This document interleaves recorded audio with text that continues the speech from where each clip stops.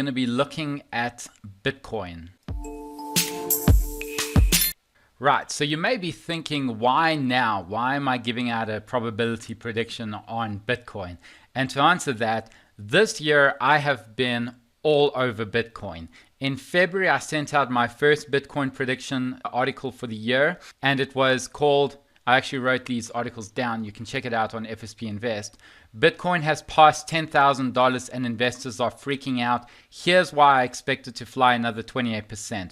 So then my first target was hit at $12,889. Then I sent out my second prediction for Bitcoin in May, and that was called Revealed. My secret indicator tells me why I expect Bitcoin to rally to 15,291. The price target hit. Then in August, I sent out my third probability prediction article saying the US has just given the green light for banks to offer cryptocurrencies. Here's why I'm buying Bitcoin. And my third target was hit at $19,264 this week. So the question is, why do I expect Bitcoin to go up even more from now? So the first important factor is that demand is outstripping supply.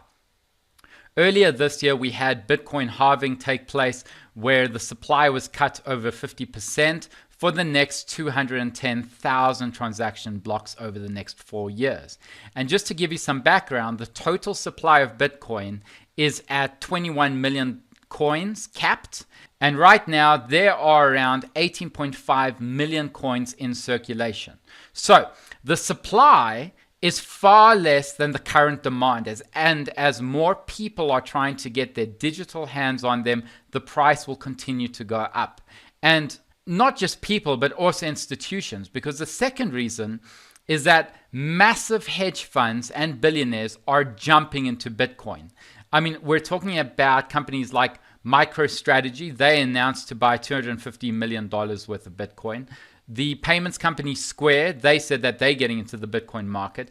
PayPal, they're offering buying, selling, and holding services. So the credibility of Bitcoin is just going up and up and up.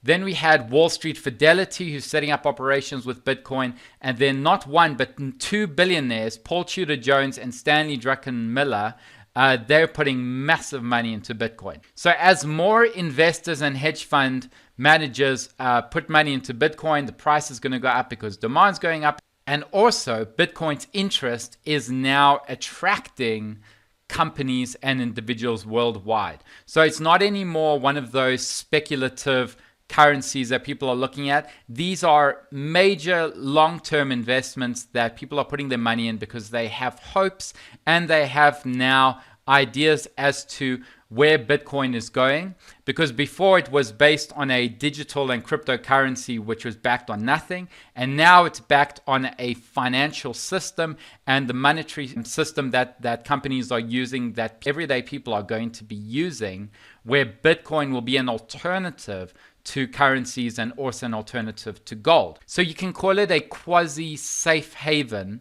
from the alternative to gold, that Bitcoin is now what people are looking into. And if you looked at gold, gold is crashing. We're still shorting the Anglo gold stock, and I'm looking at shorting more gold stocks because gold is not looking great. They're not depending on that one source of currencies anymore. They're now looking into the crypto area. So now let's look at the charts when it comes to Bitcoin. What I'm using over here is called TradingView. It's free. You can sign up. It's really awesome. There are adverts that pop in now and then, but it's okay. It's all worth it. So let's put a horizontal line over here. And you can see from the 8th of January, 2018, all the way through to the let's say the 2nd of November, it has been forming this major W formation. All right, and then the nice thing with TradingView is that I can make arcs without using Photoshop.